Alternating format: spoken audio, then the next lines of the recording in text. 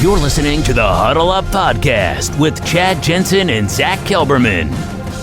Join Broncos Country's deep divers at milehighhuddle.com and sound off. And now it's time to drop some knowledge.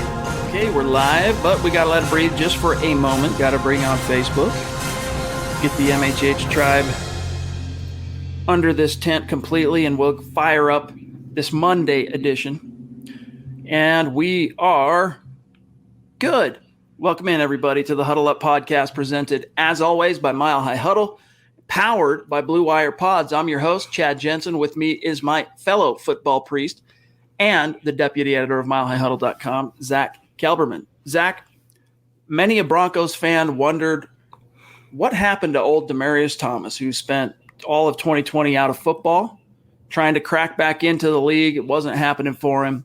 He announced today through the team that he is retiring, and he retired a Bronco. So it's been a really fun day celebrating the special player that Demaryius Thomas was for this team. It was no surprise that he was announcing his retirement, but the opportunity to kind of reflect on his accomplishments in the orange and blue has actually been a lot of fun. It has, because we've gotten almost a glimpse back into what that golden era was like from Peyton Manning until his retirement. They won a title, all the records they set, all the points they put up, and we got to hear from Peyton Manning. We even got a shout out. DT got one from Tim Tebow. So it's like the relics and the legends from Broncos past are coming back to light. And after the last 5 years where the Broncos couldn't be any further away from that point, it's nice to kind of think about what was. And DT will always go down, Chad, as one of the most underrated receivers in NFL history, but also one of the greatest receivers in Broncos history. I hope he enjoys his retirement. Here's to the next chapter, and we'll see you in the rafters.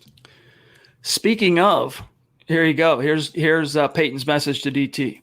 DT, Peyton here. Congratulations on an incredible NFL career. It was an honor and a privilege to play with you, to be your teammate. Always had great respect for your toughness, your work ethic, your fearlessness across the middle, your ability to make big catches in big games, and never play with anybody as big and strong and powerful and as fast as you. So I wish you all the best in this next chapter, and job well done, pal, all the way from Atlanta to Georgia Tech to the Denver Broncos. Man, you did it the right way at the highest of levels, and you did it for a long time. Proud to be your friend.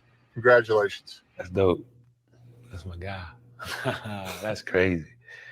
I didn't think I was going to get that one. I didn't expect this. That was cool. God bless him. You know, we were talking about this, Zack. By the way, you guys could hear that, right? That was coming through okay?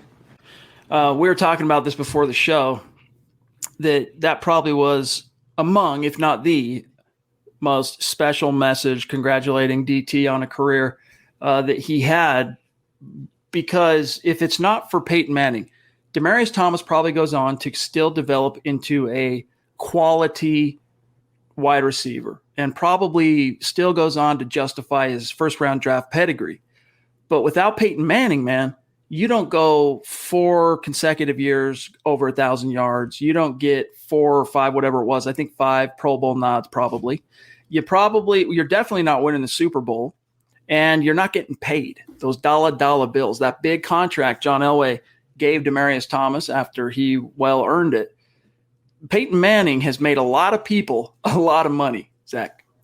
He has, and Demaryius Thomas had a fine career because of Peyton Manning for sure, but on his own, what a specimen of a receiver he was coming out of college, coming out of Georgia Tech with that triple option offense. I think it was Paul Johnson, the former head coach, who ran it. But look at the guy. I mean, he was a freak. He was the ultimate size, speed, monster, mismatch for opposing defenses. And of course, Peyton Manning took him to the next level, because he's Peyton Manning. It's like taking Marvin Harrison and Reggie Wayne to the next level. That's the Peyton Manning effect. But even on his own, DT proved himself to be an elite receiver at this level. And again, one of the most underrated guys you will ever find, and one of the most soft-spoken as well. You saw it in that video. He said he laughed to himself very, coyly, very subtly. And he said, "That's my guy." He didn't showboat. He wasn't flexing. That's just DT. Well-deserved retirement for a very, very, very talented player. If you remember the No Doubting Thomas 30 for 30 ESPN did on DT, which went back in time to his upbringing and how his grandmother and his mother got arrested and how he was raised by his aunt and uncle and all that stuff. One of the things you learn from that, and it's worth a watch for everybody, and I'm sure most Broncos fans can remember that, but one of the takeaways I can remember, Zach, and it speaks to something you just mentioned, was that Demaryius was almost a crippling introvert. He was so shy that it was almost crippling to him. His aunt and uncle really had to kind of coax him into, participating in conversations and not being in the background all the time. And I think becoming such a star athlete, that was what he could really hang his hat on, allowed him the confidence to overcome some of that shell and whatnot. But you see it even there. The microphone, the camera's on him, and you've got arguably the greatest quarterback of all time giving you props and shouting you out. And it's still just that very humble, shy, soft-spoken DT. But Zach, I want to ask you about something, because I'm old enough to remember the year that DT was drafted in 2010 by the Josh McDaniels, Brian Xanders regime. It was actually quite controversial that he was the first wide receiver off the board. Everyone expected Dez Bryant to be the first. And Dez, especially initially, first couple of years he was in the league, while DT was overcoming a foot injury and then kind of suffering from inconsistent quarterback play. I mean, Tim Tebow was his quarterback his second year. Dez was shooting for the moon. I mean, he was putting up some pretty serious numbers almost out of the gates. Meanwhile, as it all comes out in the wash, as we can see here, Zach, I did the research earlier today, Demaryius Thomas comes out on top. And let's not forget, both of these quarterbacks in their prime, both these wide receivers in the prime of their years had quality quarterback play for the bulk of their careers. DT with Peyton, and of course, Tony Romo with Dez. But the way it all shook out in the final analysis, Zach, and I know Dez is still trying to stay on in the league. We'll see how that shakes out. But DT retires with 714 career receptions, 9,763 yards, and 63 touchdowns. Meanwhile, Dez, 537 receptions, 7,500 yards, and this is where he does have DT beaten, 75 touchdowns. So when I think of the biggest difference between these two wide receivers, what I think about, and it's showcased right here in that final statistic, Zach, Dez was a guy you could just throw it up to in the red zone and he would come down with it. Like that was his forte. That was his specialty. But DT, man, he was a threat to take it to the house, kind of like Julio, from anywhere on the field. Well, I could explain the touchdown discrepancy a little bit, because in Denver with Peyton Manning, he loved to spread the ball around to so many different wide receivers. His supporting cast was so varied. And if you remember in Dallas, who was Dez Bryant's number two there? At least DT had Emmanuel Sanders. He had some other talented weapons around him later in his career. Well, Miles Austin, that was the best they can do there. And it's also got to compare quarterback play. Tony Romo was a great quarterback, but I don't think he was anywhere near Peyton Manning's level. So both are good receivers. I think the Broncos was a win-win with either Dez or DT. I would have taken DT personally, but I think the difference in quarterback play was the biggest benefactor to his stats. There's two – I don't know. I'm not sure I would really qualify it that way, because on one hand, you're right that DT had to share the spotlight with so many weapons that were garnering the attention of Peyton Manning. But at the same time, Dez, I wouldn't say – in terms of how it comes out in the wash, statistics and all that, Dez Bryant, we could look at the stats. I don't have targets pulled up, but I would be willing to bet Dez Bryant's targets over that peak period of their respective careers was pretty dang high. And Tony Romo, I think back to that 2013 showdown, Zach, between the Broncos and Cowboys. What was that, 52-49 or something? The Broncos barely come out ahead. Their careers were so similar, but Demaryius Thomas ended up, in hindsight, retrospectively, with a more shining career. Question to you. Does DT, he's going to end up in the Ring of Fame. He's the number 2 all-time receiver in Broncos history. Do you think he has he has an argument for the Hall of Fame, and we can talk more about that by virtue of his Pro Bowls, his All-Pros, his World Championship, his statistical production. He does have an argument. Now, you can debate the strength and merit of the argument, but he does have a base argument. Is that even a realistic expectation for fans that someday maybe Demaryius Thomas can end up in Canton? I don't think so. I mean, for sure, he's not a first ballot kind of guy whenever he is up, and I just don't think he did enough. I mean, we talk about him as being one of the most underrated receivers in NFL history. The reason he's underrated is because he doesn't get that national attention, and we've seen the Broncos snubs in years past. We've seen the glacial pace that the Hall of Fame moves to get Broncos players in Canton. I don't see it with DT. I will say, though, Ring of Fame, absolutely a certainty. The Broncos are going to honor him in week 3 this year. Chad will be there. That's the Mile High Huddle meetup game. So we're going to see accolades for DT in his retirement. I just realistically, objectively don't see him going to Canton. I have a hard time seeing it. When Rod Smith, who leads the team all time, can't even get a freaking argument made for him in these, these committees, I have a hard time seeing DT. But if anything's going to do it, it's the Peyton Manning Association. And it's the fact that he was a former first-round pick. That does make a huge difference in these conversations. Real quick, though, here's what some of the Hall of Fame wide receivers' statistical production. All right, just real quick. Jerry Rice, of course. No receiver's ever going to touch this number, including Larry Fitzgerald.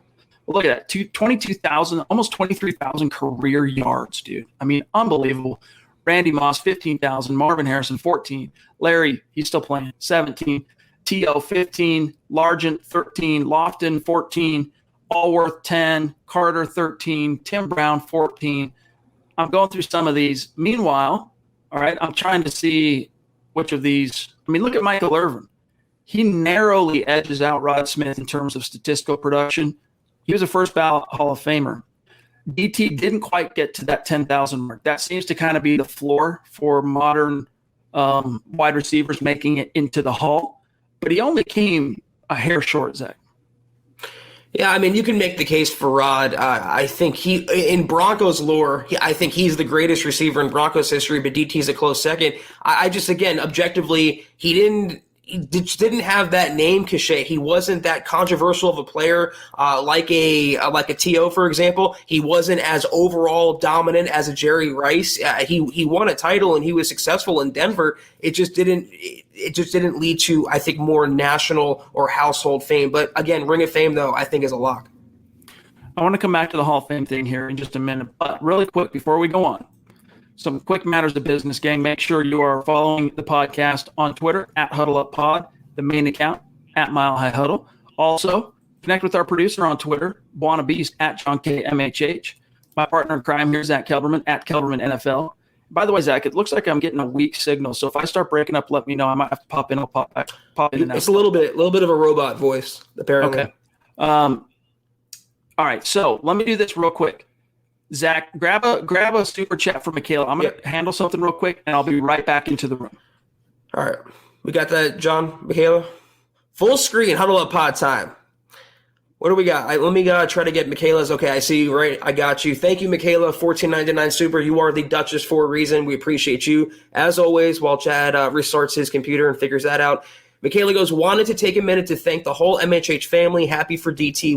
Well deserved. Yeah, I mean, regardless of what side you fall on the Hall of Fame debate, we can all agree that he was one of, if not, you can make the case, maybe the greatest receiver in Broncos history, at least up there with Rod Smith. So very happy for DT. I hope whatever is the next chapter for him, whether it's football related or not, he enjoys, and he definitely deserves this period and will deserve what's coming to him in week 3 again, when the Broncos will honor him during the Jets in their home opener of the upcoming season. But thank you again, Michaela. You are the greatest.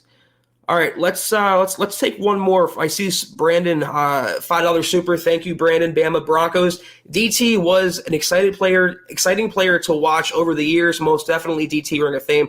He was exciting, and John and I were talking about this in the lobby before the show, and he says, DT, there's not that many splash plays, in other words. And I was thinking to myself, well, the one that there is, when you think of Demaryius Thomas, you think of that.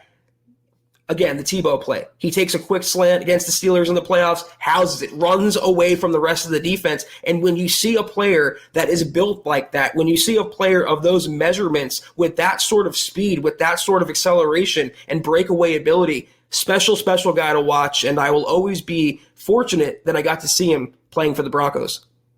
Yeah, it's you sound like you're a robot glitching out. So I don't know if it's your computer or the router, but I'll take this question real quick. I'll just come back. All right. Okay. Sam, $10 super greetings, Broncos country. Did you know that when Drew Lock does push-ups, he's really pushing the world down? Go Broncos. Guys, that's a joke. Sam is joking. He doesn't really mean it. It's not literal. Drew Lock can't push the world down. He's just having a little fun. But we appreciate your support and your contributions as always, Sam Bam. And we hope you're enjoying the evening. And Sam goes, I want the Broncos to be good this year. We all do. And that's why, regardless of where you fall on this, Drew Lock, Teddy Bridgewater, great quarterback battle of 2021, whoever wins, get behind. If Teddy Bridgewater wins, I will support Teddy Bridgewater. If they bring in Aaron Rodgers, I will support Aaron Rodgers. If they bring in Deshaun Watson, you see where I'm going with this? You see how easy it is to adapt to the situation? Whoever is the Broncos quarterback, I will root for, and I would highly recommend anyone else does, because we all have a commonality, and that commonality is wanting the Broncos to get back on the NFL map and be successful again. Make the Broncos successful again. It's a really simple slogan, and the way to follow it is supporting who's ever captaining the team, whether it's Locke or anybody else. All right, let's go through some of the Muhammad, as always, Muhammad Badri hopping in, $2 super. I can't make out the first emoji, John, but I see a blue heart. Obviously, for the Broncos, we appreciate you, Mo, as always. Hope you're having a great night. Hope Malik is doing well and the family's doing really well. What else, John? Any other supers while Chad's taking care of business that I missed or we missed? Sliding Glide Bros, great to see you, man. $2 super. Thank you so much. What's up, Broncos country? Who are Broncos Mount Rushmore wide receivers? Well, I mean, obviously Rod Smith. You can McCaffrey. I would say you can make the case for DT. And I kind of want to farm if there's a fourth, I kind of want to farm the fourth one out. Let me know, guys. Is it Broncos legend Jerry Rice? Is he the fourth? Instead of me answering, I want to take some surveys from the polls here from the audience. So who would be your fourth? If you include, let's say, if you agree with me, McCaffrey, Rod Smith, and DT, who would be your fourth? Mike goes Rick Upchurch. So let me know in the comments. Wes Welker, Manuel Sanders, DT, and others. I mean, Upchurch, I think, could be the popular. Ashley Lilly. Steve Watson, McCaffrey, Smith, Tom, that's fair. That's a pretty good one. I think Upchurch, though, is the way to go. I think so far he is the consensus. Shannon Sharp was basically a wide receiver. I put him on there. Now he's one of, if not, it's top 3 tight end in football history. So we'll leave him at tight end. Vance Johnson, someone said Louis Cano. Brandon Marshall, Eric Decker, those are 2. The fourth is interchangeable here. I think Upchurch, Marshall, Marshall, DT is what Brandon Marshall could have been if he kept his head on straight and if he had Peyton Manning at quarterback. So that's interesting. That's an interesting conversation, though. Definitely not Lee. That's one guy that can be excluded. So what else we got, John? Joshua Trujillo jumping in. Thank you, Joshua. He goes, DT was a great receiver for us. With Peyton throwing to him, we were able to see his full potential. Nothing but love and respect for him. Enjoy retirement, man. Hashtag Denver Broncos for life. Go Broncos. Yeah, it's true. That's what I was saying. I mean, even if you take away Peyton Manning from DT, he was still a specimen. I mean, receivers don't look like that, even, now, but especially back then, almost a decade ago. And he was just, again, tall, strong, fast, quick, shifty. I mean, he was a good route runner. He had some drops issues every now and then. He was reliable. He was durable. He was pretty much the complete package, and we're all fortunate to see him play, especially in a Peyton Manning-led offense. What a treat for Broncos country. All right, so back to Solo for a second. Speaking of, so Zebulon, good to see you. We appreciate all your support, dropping the stars. You have one of the best names of any follower or supporter of the show. He says, speaking of all-time team greats, is Julius Thomas the second best tight end in team history? If you look at Julius Thomas, he's really much, he's literally like a Peyton Manning creation. He's Peyton Manning's Frankenstein. But take away Peyton Manning, which we did, and we saw what Julius Thomas was exposed to be, which is not that what we saw in Denver with Peyton Manning. So I don't know. I had trouble putting him there solely because the majority of his production, the reason why he's even in the conversation is because Peyton Manning was there. At least with Shannon Sharp, I mean, he spanned different quarterbacks, and he did more, obviously, on his resume. I saw one that I wanted to get to here. I want to take this one, John, real quick. Sam Bam hopping in again. Zach, if Locke wins the competition, I see him getting about 4,000 yards, 28 touchdowns, and 10 turnovers. Your thoughts on these projections? You know, it seems pretty accurate. I think I'm looking at that realistically. 4,000, that was where I kind of did a pause for a second. But again, with this weaponry he has around him, I mean, arguably 3 number 1 wide receivers, a Pro Bowl tight end, 2 good running backs at least. I can see him hitting that 4,000 yard mark. And if you break it down by 17 games, I'm no math major, but that's not a lot of yards per game. 28 touchdowns, that would be logical because if you get to 4,000, you're probably going to get about 28 to 32 touchdowns, at least in that range. 10 picks, that would be, I think, realistically, and I'm being objective here, I think that would be the best case scenario for a full Drew Lock season. He hasn't shown himself to be turnover proof just yet. And I think as he still grows, because he's still a young quarterback, he's going to commit those turnovers. He's still going to make those plays that make you scratch your head and wonder, what are you doing? Why are you even on the field? But then he's going to come back, as you see, with the yards and the touchdowns. But again, I digress. 4,000, 28, and 10, they get that production, the Broncos. If he winds up putting those stats on paper in reality, they will be a playoff team. They will be a double-digit win team, and they will be a force to reckon with, I think, in the AFC. So I think it's not too unrealistic, and if he hits his marks, it could be done. Muhammad says, carry the team, Dragon. I will try my best, Muhammad. This is nothing new for me. Anyone who watched the show years ago out there on 24/7 Sports knows I did these Facebook Lives all the time solo. Pre-Chad, different times, totally, but I have no problem doing this if need be. I just hope Chad can figure that out because the show is not complete without my co-host. But, John, what else are we pulling up while we have a minute here? Sliding Glide Bros, $10 super. Thank you once again. Haha, I love Chad. I would buy you Wi-Fi, but I'm not. Maybe if I was rich, though. It's okay. I think he's getting it figured out, Sliding Glide, but he definitely appreciates your thoughts, and we appreciate your contributions. Here's an interesting question I want to take real quick, John. Broncos fan 99 goes, can we have 3 guys with double-digit sacks? 3 guys. So first you have to identify who those 3 guys could be. Von Miller, Bradley Chubb. Who would be the 3rd guy, though? I mean, not A.J. Johnson. He's not really a sack master. Josie Jewell. Would it be Baron Browning if he gets his, over his injury and he gains the trust of the coaching staff as a rookie? I mean, that might be a far cry too. I don't really see it. I mean, even if you try to identify 3 guys, it's hard to get that in its current in current times.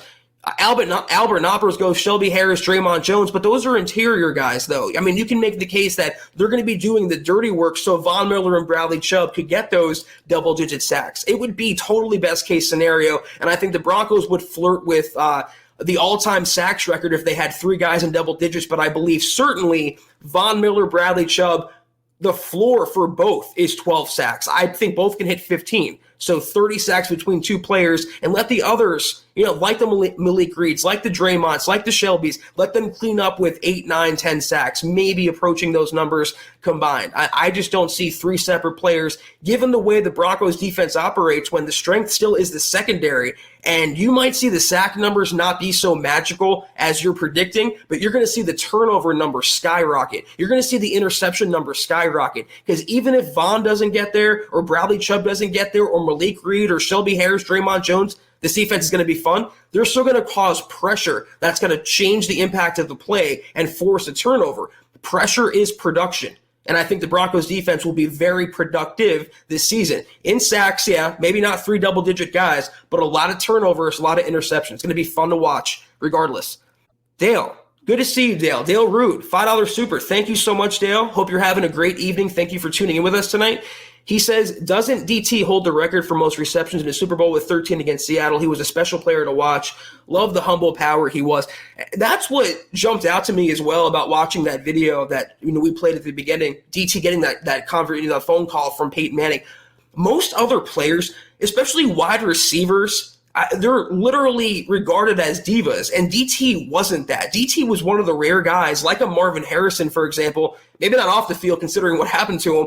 DT was such a humble guy, though. He wasn't a diva. He was very soft-spoken. Chad talked about his social and behavioral deficits he had to overcome. Those aren't easy. Those can be crippling, and DT did it in the biggest football stage there is, in Denver, a story town. So I loved his humility. I love how soft-spoken. Any other receiver, when they got that call from Peyton Manning, would have put that call, look at me, I'm talking to Peyton, look at me, let me Instagram this, let me put this on Twitter, let me get those likes and that clout. He's not about that. And that's one thing, aside from his physical talent, just his personality and his humility that I really respected and admired about DT. Great question, Albert. Do we have a wide receiver right now that resembles DT? Well, if you guys remember, and it feels like Courtland Sutton hasn't played in forever. It feels that way. But I was saying last year before the season that Courtland Sutton will go down as the best receiver in Broncos history.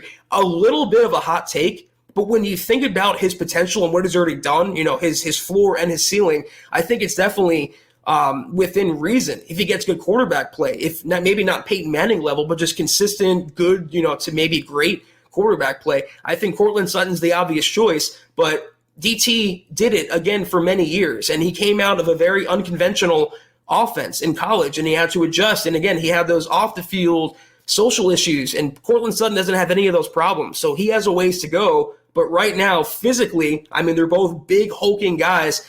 You could argue Courtland Sutton's catch point is better than DT's. You can argue that Courtland Sutton's hands are better than DT's. So obviously, he's the number one clone to him, and I think if he ends up in his current trajectory, maybe 10, 12 years from now, we'll be having the same podcast talking about Courtland Sutton retiring and entering the Broncos Ring of Fame. He has that potential, but DT obviously is already proven. Gary Leach Palmer, good to see you, Gary, and thank you. Another one with your Facebook support and your stars. It's definitely acknowledged and appreciated. Gary goes, is it possible for them to induct him into the Ring of Fame when DT is honored at the Jets game? I'm not totally sure if that's the plan, is to induct him then into the Ring of Fame in week 3. It could be. I know they're going to have some sort of special ceremony at halftime. They're going to, honor him, recognize him. I'm not 100% sure though if he's going to go into the ring in that game, but we can all be comforted in the fact that he's a lock for it, and his name will be in the hollowed rafters of Mile High Stadium soon enough. Willie, the number one Buona Beast fan on planet Earth. Good to see you, Willie. $2 super, thank you so much. The fact that he says we haven't signed Sutton yet bugs me. Well, you have to look at it like a business, Willie. You have a player who, he did produce, but he was on his rookie contract, and he got hurt last year. So for all the potential he has, and I'm the biggest Courtland Sutton fan in the world, why would you hand out maybe a market value or maybe even market resetting contract to an injured player who you still have questions on if he can succeed given the continuing inconsistencies of the Broncos quarterback position? I think he's great. I think he will be one of the best in Broncos history. But I think the Broncos made a wise move, seeing how he comes back this coming season. They know they're going to retain him. They know they're going to shell out big bucks. But it's a matter of maybe 12 a year versus 15 a year. If he produces this year, great. They have no problem paying him because he helped the Broncos win, and they probably were going to pay him anyway. But if he doesn't produce this year, if he has a down year, or if he gets hurt again, then they can save themselves some money and lock him in at a lower discounted rate. So I think the Broncos, as much as we all love Courtland, from a business perspective, I think they made the wise move waiting. It's the long game. Yeah, I'm seeing some of the comments. Chad the Robot, Chad Headroom. Some of these, Mr. Roboto, those were pretty funny. C3PO. Yeah, he's having a tough tech night. Guys, it happens. He has a lot of devices that are being used in his household. He has a lot of Wi-Fi and bandwidth being taken up. So it might be have to carry the show the rest of the day this evening, guys. It might be the Zach Solo Huddle Up podcast time. So if you don't like me, I'm sorry for your ears, but you're going to have to just deal with it in the time being, it looks like. Look at that. It's crazy. I don't know what's going on. Everything's on a great connection, so I don't know, dude. I'm sorry. It's that bad. I'll just let you carry it on. Yeah. So Willie goes $2 super. Thank you so much, Willie. Once again, he goes, Sutton will never be cheaper than right now. But yeah, again, though, if he comes back and plays well, great. You want him to play great. You want him to help the Broncos win. And in the back of George Payton's mind, because he plays the long game, because he plays 40 chess, because he can see 5 moves down the road, he's probably putting money aside. We all wonder why the Broncos are sitting on their cap space, precisely because they have players coming up who require second contracts, Courtland Sutton being the top of that list, more than likely. So I think they're prepared to pay him anyway, but why would you pay him too early? And it takes two to tango. Maybe Cortland Sutton's side is saying, I want to gamble on myself. I want to see what I can do this year. If he signs for 10 right now on a prove-it deal when he can make 15 a year and make some serious guaranteed money, we would probably all want to do that. He's coming back from an injury that shouldn't be career-threatening. He's still very young. He's already proven, and he fits in this Broncos system with his receivers around him like a glove. So I'm not surprised that they didn't get anything done right now. It's not grating at me. There's other things about the Broncos that are grating at me. Cortland Sutton's non-deal is not one of them. All right, let's go through some of the – I got John's hopping in and out. It's just me tonight. I'm the last bandwidth standing, it looks like. All right, so we'll see what else we got in the comments. Guys, this might be a punctuated show this evening. It might not be a full hour. If you have any questions, please feel free to hop in and fire them away. I'll take what I can see here while I do this impromptu solo edition of the Huddle Up Pod. People asking about Robot Chad. He's out there somewhere trying to conquer the mysterious internet dragon, that beast. Steve. Wow, Steve, we appreciate your sentiments here. The football priests are keeping me entertained while I work this 12-hour shift. I can't wait for our team to shock the league. Shock the league. You know how they would shock the league? They would be the Broncos iteration that we think they can all be. They can shock the league by them being as good as we expect them to be. It wouldn't be shocking to any of us who watch or cover the team to know that they would make some noise this year. We were saying it last year before the pandemic ruined sports and ruined the world, before injuries ruined the Broncos, before bad play and bad coaching ruined the Broncos as well. But we were saying the same things last offseason, and we stuck by them with conviction. If they get quarterback play at a decent level, not even good, a decent level, whether that's Drew Lock or Teddy Bridgewater, combined with this defense, in conjunction with the schedule being lighter and with the roster and the talent they have on offense, it would not surprise me at all if we get on the Huddle Up podcast and it's in the middle of January and we're previewing a Broncos playoff game. And not only previewing that, we will be predicting a Broncos upset victory, because there's nothing upsetting or surprising if we hear and see the Broncos being the team we all think and know and expect them to be. Let them hate. They will all see. That's why we say it. It's not just a Drew Lock expression. Let them hate was born by years, at least 5 years now, of constant media, underhanded, backhanded compliments, no relevancy, no respect, no acknowledgement, no appreciation, being the butt of every joke out there. That's why Let Them Hate exists, because let them say what they want. Let them be shocked. Let them count Denver out. Let them think the Broncos are a non-entity. They will all see. And that's why we're saying, let them hate. Pobby. Not only are you jumping in, Pobby, and making your entrance felt, you're doing so with a very symbolic super, $88 super. Thank you so much, Bobby. I mean, you are the princess of the pod. We have the Duchess. All we're missing is Christy, and we'll be complete with the triumvirate of royalty on the show. But thank you so much. I know Chad is going to see this if he's not watching right now, Bobby, and he's, tipping his hat as usual. He appreciates it. Thank you so much. And of course, 88 for Demaryius Thomas. She goes, showing some love and respect for DT. He was so much fun to watch. Have a great night, guys. Pobby, our night is better because you've decided to bless us with your presence. And that goes for everyone else out there, but what your generosity and your support is so felt and so appreciated. You are the best, Pobby. Thank you. We hope you're having a great evening as well. And DT deserves all these accolades, honestly. I mean, I'm really happy for him, and we were all fortunate to watch him play. Dave, good to see you, Dave. Dave from Georgia, $10 super. Thank you so much. Who would you say will be the most improved player, offensive and defensive? Hashtag let him hate. Hashtag best Broncos pod. Appreciate you, Dave. Most improved player, offensive and defensive.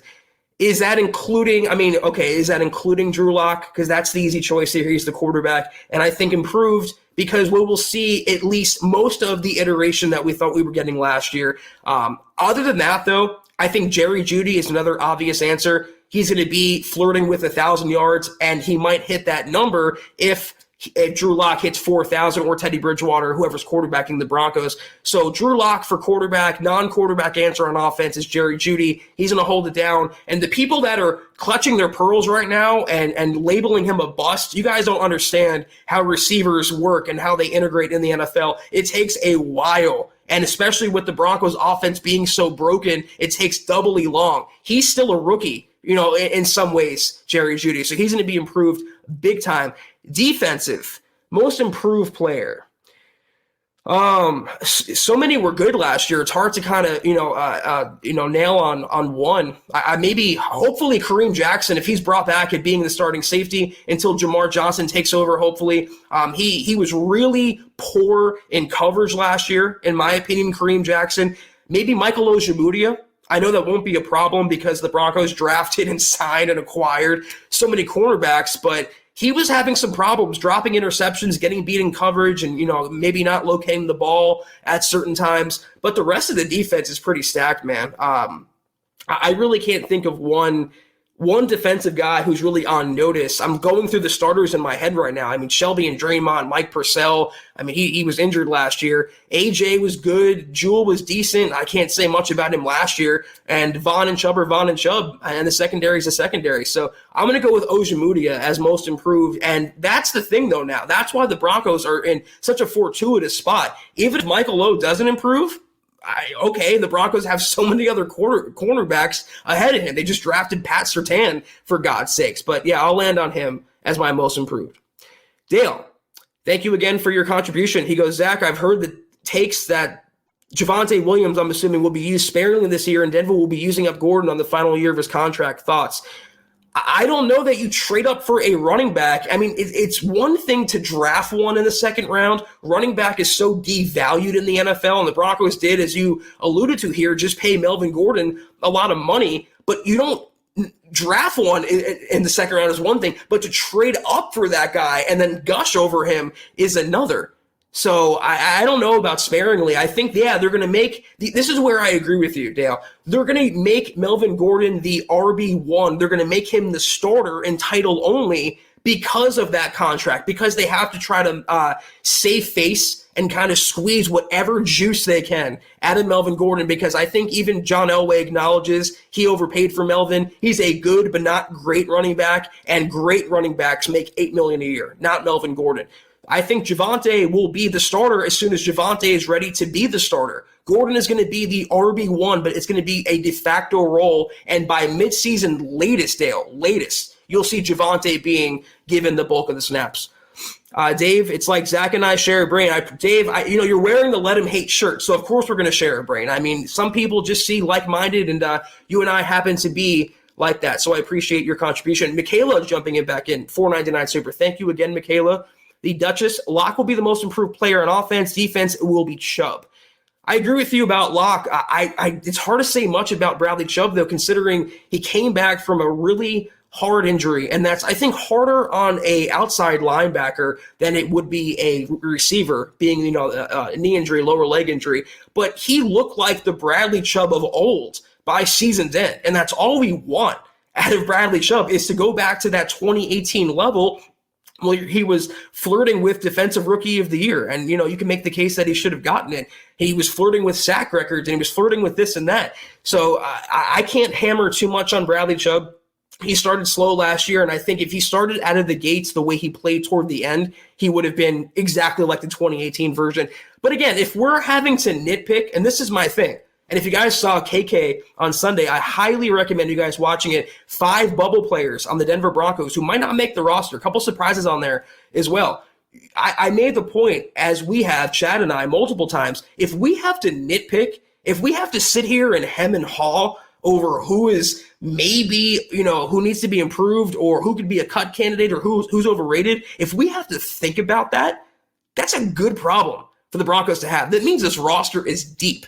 So if we're Michaela, you and I are going back and forth on whether the most improved player is Bradley Chubb, who played really good last year, or Michael Ojemudia, who doesn't really matter anymore, the Broncos defense is in good hands. All right, we got some supers coming in, John, while I ranted away. So let's pull those up. I got Willie, real quick. Willie, $2 super. This is for you, John. John, my man, hashtag not a burner account. I'm still not convinced, John. I still think you and Willie, I never saw you two in the same room, so I think you two are one and the same. We got another. I got these, John. We got another one from Dale. Okay, I'll take Brandon. That's fine. Brandon Bama Broncos $5 super. Thank you so much, Brandon. Do you think that Pat will change the playbook this year to be more lock friendly? Brandon, how much time you got? How much time do we all have? We're at 42 minutes and rounding the corner to 43. I hope to God, God Almighty, that Pat Shurmur adapts his playbook. I don't buy that he had to trim it down. I think that his playbook and his plays were that bad that that's the cover that he went with. That Drew Lock could blame the quarterback, blame the young guy. Don't blame me that my plays look like Madden 2003, that I didn't know what a screen pass was until week 15. That I didn't run anything creatively with any of my players that I have. I ignored Noah Fant, a top 10 tight end. I ignored Jerry Jeudy, a first-round receiver. I ignored KJ Hamler, a second-round receiver. I mean, that's on Pat Shurmur. That's a Pat Shurmur problem. We can go day and night till I'm blue in the face, as blue as this hat, that Drew Lock versus Pat Shurmur as to the biggest culprit. Drew Lock had his downfalls last year. He was part of the problem for sure. He was part of the problem. Let me get that out there. But my God, how many quarterbacks could have succeeded last year with this kind of playbook? It's like watching something from 20 years ago. There was nothing new. There's nothing cutting edge, nothing that kept opponents up at night. Opposing defensive coordinators did not respect Pat Shurmur, nor his players, nor should they. So I hope, my only hope, no excuses now. I mean, his offensive line is where I think he wants it to be. He has the weapons for sure. He has a quarterback that's coming back for a second year. He brought in a veteran behind him in Teddy Bridgewater. There's no excuses for Pat. He has to get on to the 2021 level of the NFL. And that's keeping things guessing, keeping the air of mystery alive, not run, pass, punt, run, pass, punt, run, pass, punt. It's monotonous. It's the definition of insanity, the Pat Shurmur playbook. So I pray to the football gods from the priest that it changes.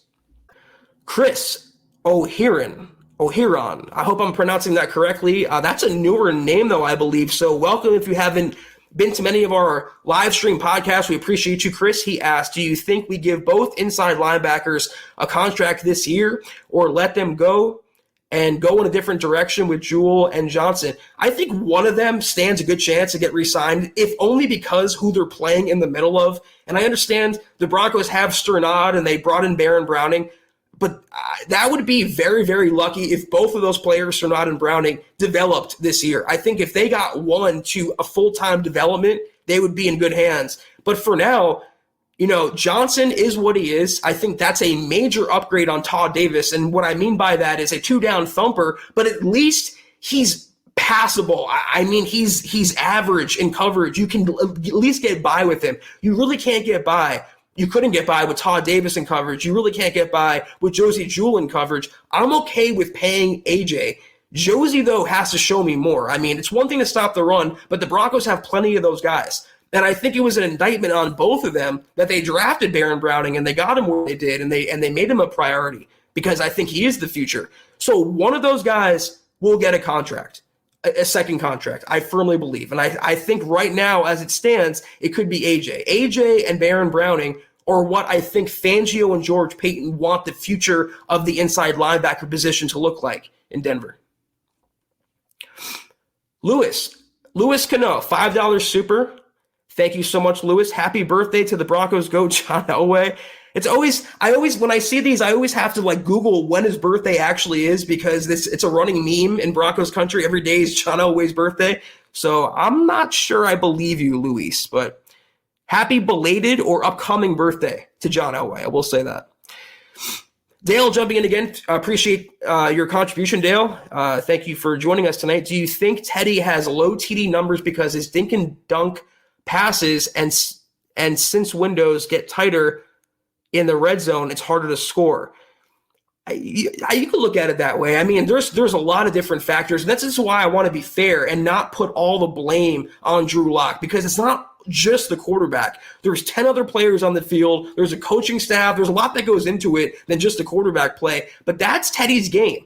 And when you look at the teams he's played for, I mean, Carolina, when they got near the red zone, they would run the ball. New Orleans, when they got near the red zone, they would run the ball. So I think it's more of a product of the scheme he played in than, an indictment on Teddy Bridgewater. But there, on the other hand, Dale, where you're correct here is there's no defense that's scared by Teddy Bridgewater's arm. So you're right that windows get tighter, but Drew Lock can fit the ball in those tight windows. He has the arm talent to do so. That's not an opinion. That's a fact. Teddy Bridgewater does not have that arm. That's not an opinion. That's a fact. So when you have the arm talent, that's where, you can get the ball there. That's where the potential and the ceiling and the excitement of Drew Lock comes in compared to the reliability, you could say, and the mediocrity, you could say, of Teddy Bridgewater. Apparently, it really is John Elway's birthday. So happy birthday to the GOAT, John Elway. I think the Broncos GOAT for sure. So I hope he's enjoying it today, him and his extended family. He's no longer the Broncos GM. First birthday in quite a while where he's not being under the gun in Denver. I hope it's good. I hope he's having a nice steak at Elway's and enjoying his evening. Geiger Gaming jumping in. $5 super. Geiger super sticker. Appreciate you, Geiger. Keep it up with the pair with a headband, lifting weights, and wearing shoes. Okay, so we appreciate you, Geiger. We got it. And I believe, I don't know the name associated, but I believe you patronized the store. We got an order from Australia. So if that's you, we're happy that it went through. And if it's not you, then you know that we ship to Australia. So if you still want to pick up your merch, huddleuppod.com. Appreciate you. In the shop with Willie, once again, thank you, Willie, $2 super. He's lying. John, Zach, and I talked pre-show. Okay, that's true. You're right. But I can still be done, though, in today's age. John, you can get some virtual reality going. I don't know. I think it's going to happen. All right. Albert, now imagine Rodgers coming and Shermer forcing his playbook onto Rodgers. I don't think that would go well. Yeah, you can argue that Rodgers would kind of be like, listen, Pat, I got this. I have Cortland Sutton, Jerry Jeudy, and the rest. I'm okay. But it's another thing. If he couldn't make it work with Mike McCarthy, who I think is a better play caller than Pat Shermer, as sad as that is, if he couldn't make it work with Matt LaFleur, at least in crunch time, how is he ever going to make it work with Pat Shermer? I mean, again, it's one thing when we get on him for, he should have ran when, he threw here. That's one thing. But when consistently, week in and week out, up until the last week of the season, we don't see anything from 2021. We don't see anything creative, anything genius at all, anything close to it. That's a Pat Shermer problem. And I think that would grate on Aaron after a while if on, 3rd and 8, Pat Shermer dials up a draw or a 2-yard in pass. How many times do we see the Broncos throw short of the sticks on 3rd down? That would drive Aaron Rodgers or Deshaun Watson or Drew Lock or any other quarterback crazy, and it should. He has a lot to work on, and I hope, going back to the previous question, that Pat Shermer smartened up and grew a brain. Geiger, it was you. We appreciate your patronage. Thank you so much for perusing the store. And you got a hoodie. I hope you enjoy it when you get it. Let us know, and we'll put it up on the MHH Instagram account. Thank you. Dave, Georgia, $5 super. Thank you again, Dave. I don't think Tom Brady could have won with the turnstile we had at right tackle. I don't know, man.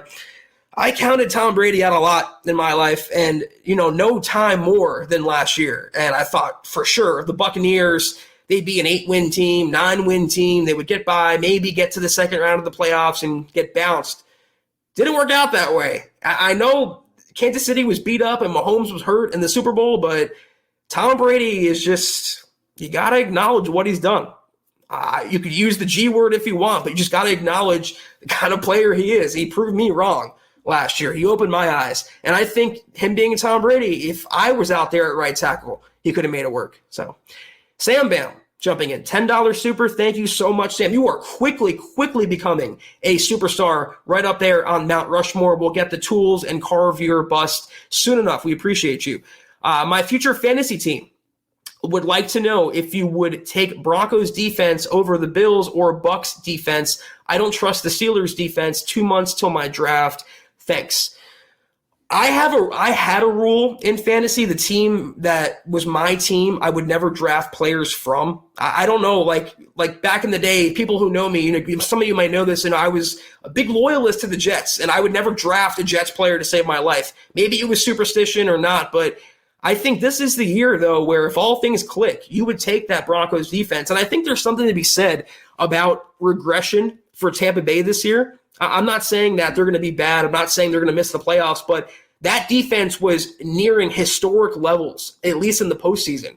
And I don't know if they can duplicate that. And the same goes for the Bills. Josh Allen looks great, but there's always that natural slump. There's always that ebb and the flow. So I would look into the Broncos. And if you have an empty spot on your fantasy team, if you have a bench spot, I would get some certain Broncos players now. I would take Noah Fant. I would take Jerry Jeudy. I would take the Broncos defense, because if they hit like we think they'll hit, you'll be the one cashing out in the end.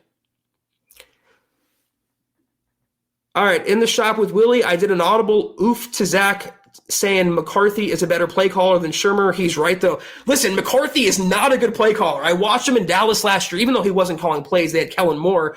But I watched him in Green Bay, and the same problems that Pat Shermer had, they're from the same tree pretty much, from the same period, from the same era. Their playbooks are almost identical in some ways. But I would still take Mike McCarthy, and I think most people would out there, over Pat Shermer, and that's saying something. That really is saying something. In the shop again, Willie, thank you so much. Thank you so much for your continued contribution. You're single-handedly carrying the content of the show for the evening. Willie goes, I told you to quit hating on Tom. I called it Zach. I don't know who Tom's referring to. Maybe you can let me know, John, because I'm having a brain fart at the current moment. Okay, we're going to be on here for a few more minutes. I'll take a few more questions if anyone else has them. This is the 2-minute warning for questions. Feel free to fire them in. That's a hard sentence to say, but I will be on the lookout as we're vamping right now. Dave from Georgia, 1,000-yard rusher. See, that's where, we talk about double-digit sack guys or, 3 double-digit sack guys. This is where Javonte and Melvin can kind of hurt each other and cancel each other out in some ways if they deploy them as a committee. And Melvin Gordon does, if he holds off Javonte, he's going to be delaying the Javonte era for as long as he can. And both of those guys, they can end up in 800 yards, 900 yards. So the longer that Melvin Gordon hangs around, I think the more he's going to cancel out some of Javonte's usage. But in the future, if not this year, then next year, Javonte Williams will be 1,000-yard rusher. And you can screenshot that right now, screen record, whatever. Right now, June 28th, 7:17 Mountain Time. Next year, 2022, Javonte Williams, 1,000-yard club. Sam Bam, running back by committee. And with Boone in the mix, this is kind of playing off our last question. I don't think anyone gets 1,000 unless injury. That's what I'm saying, Sam. I'm with you on that. If the longer Merlot hangs around in this backfield rotation, if he comes out and plays like an $8 million a year running back, he's going to hold off Javonte, and they can cancel each other out. But if you have 4,000 passing yards and you only have 1,600 rushing yards, 1,700, I can live with that. It's all about how the Broncos offense looks. I don't care about titles. I don't care about accolades. I don't really, Pro Bowls and all that. It's good on paper. It's good for headlines. But as long as the Broncos offense is productive, as long as they're scoring points and they're fun to watch and they're winning, I don't really care who does what. Just win. Just win, baby. That's all I'm saying. Black Knight, Jeremy, 1 day removed from your very, very generous donation and super chat. Thank you again, Jeremy. Black Knight on Twitch. What would this roster have looked like with Brady in charge of the offense? Man, you have to wonder. But here's the thing. Does Brady win the ring last year if Tampa Bay's defense isn't what it was? That's what I want to pose out there, because I have my reservation. As good as Brady is, they were playing the Tampa Bay defense at just a crazy rate in the playoffs, especially with all the sack artists they have and the pressure they were getting. Does he win the title with a mediocre defense? Because as good as the Broncos defense could have been, they were racked by injuries. So if Tampa Bay lost Devin White to a season-ending injury like the Broncos lost Von Miller, or if they lost Shaquille Barrett or Levante David, does he win that title? So I don't know. Would the Broncos make the playoffs last year? Probably. I mean, their roster was still good enough, and they were still hanging in most games. But do they win a title? I don't know. So we don't have to worry about it, though. That's the thing. That's one quarterback, guys, we don't have to debate. And I thank God for that. 17-game season, Sam Bam goes, so more preserving the running backs, I think, will be of the strategy. It could be, but I believe the hot hand should get the carries. I don't really believe, coaches and front offices put all this emphasis on analytics and data and this. Just trust your eyes and trust your gut. Whoever is the hot hand should get the carries. If Merlot is running well, let Merlot run the ball. Let him be the RB1. If Pookie is showing out better, if he's outperforming Gordon, then let him be the RB1. Don't start overthinking it. Keep it simple. Stupid, Pat Shurmur. In the shop with Willie, Brady wins a ring last year in Denver. I don't know. Now with the coach, I mean, again, it wasn't. You have to subscribe to that theory, Willie. I mean, if you think that Drew Lock was the sole culprit last year, if you think Lock was the only reason the Broncos didn't win a title, then yeah, Brady could have won with them, but he wasn't.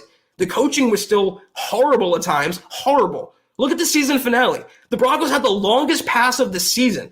The NFL tweeted this video out. The 92-yard touchdown Jerry Jeudy had. They lost the game because of Vic Fangio and the defense and the players breaking down and Fangio's timeout mismanagement, his blunders. That wasn't Drew Lock's fault. Drew Lock kept them in that game. So I don't know that Brady, being even as good as he is and as goated as he is, could he have overcome the coaching? Could he have overcome the injuries, the right tackle rotations? Could he have overcome that? We'll never know.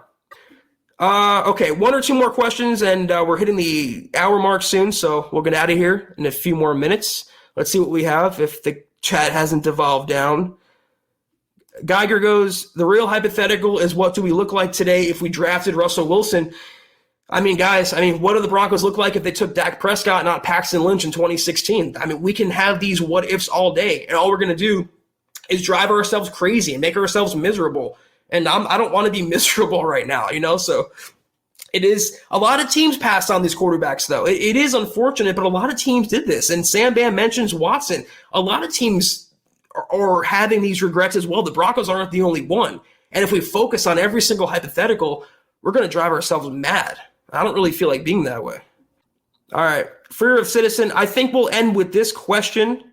It's a good question to end on. Free Earth goes, keep Freeman as the fourth running back. It will be a long season.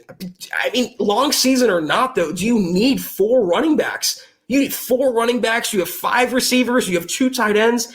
Realistically, how much production could you afford? How much could you allocate? You have Merlot, $8 million a year running back. Salary is guaranteed this year. Final year of his contract. Training with Zeke Elliott right now. Wants to endear himself to Denver. He'll take some of the pounding. That's what he's done in his career. The Broncos traded up in the second round for Pookie. He'll take some of the brunt. He has tread left on his tires. They brought in Mike Boone. He'll take some of the brunt as a third down guy.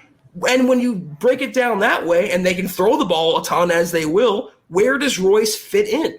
And not to give anything away, but we talked about this on KK, and he did make my list, and I would not be surprised if the Broncos cut him and before that try to flip him for a late-round draft pick. To me, Freeman, great flyer for what he was, great idea at the time, great potential tandem with Phillip Lindsay, but it didn't work out. And when you sign a running back and give him $16 million and then draft one in the second round, what does that say about the guy? Not much. Yeah, you look good. Hey, good news. It's been resolved. I've been on the phone this whole time with my internet provider, Xfinity. It's figured out, but I just wanted to pop on and apologize, guys. Sorry, I know what the problem was, but there was no way to foresee that as being a problem. But good news is it's fixed. So, Zach, thanks for carrying the torch. Taking up the bandwidth. That's right, dude. That's right. That's what I get for co-hosting Kelberman's Corner with you yesterday. All the hot takes, dude, just like the bandwidth just went. It's like poltergeist. Put it back where you found it, Chad. But yeah, I have been listening. I've been on one ear talking to the people, on the other listening to the conversation. So good stuff. Yeah, that's going to do it, I think, though, guys. People are saying get Spectrum. I have Spectrum, guys, and Jay, he's recommending that. I would not get Spectrum. I know that's regional, but I've had better service in my day. It's not the best. But that's going to do it, guys, I think, for the Huddle Up Pod tonight. And Chad, unless you have a final thought. No, all good. Apologies again, gang. We'll see you Wednesday night.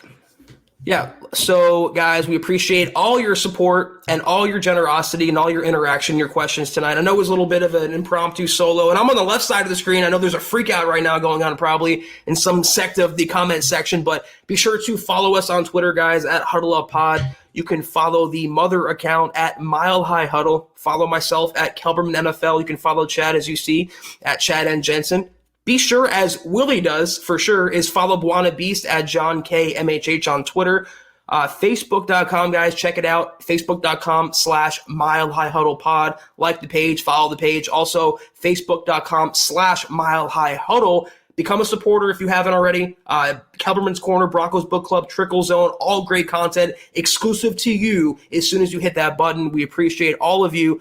Also, huddleuppod.com and get your swag. We got an order, like we mentioned, from Geiger from Australia. He's patronizing the store. Things are selling really well right now, and we appreciate each and every one of you that checks it out. But if you can't do any of that, as we always say, we understand and we appreciate it and respect that. But 3 things we plead for you to do for us is subscribe, like, and share. Every video you see on the Mile High Huddle channel, every Huddle Up podcast, get it out there and help us grow and reach the heights that we want to reach. But we're out of here, though, until Wednesday night. Tomorrow is building the Broncos. Willie, $2 super. Zach just acting like my last super wasn't there. I was not doing that to you, Willie. I mean, John. I mean, Willie. Brady is the only Q that actually raises all ships. Okay, Chad, real quick. If Brady was on the Broncos last year, help me settle this. What happens? With all the injuries, I mean, that's a apples to oranges comparison.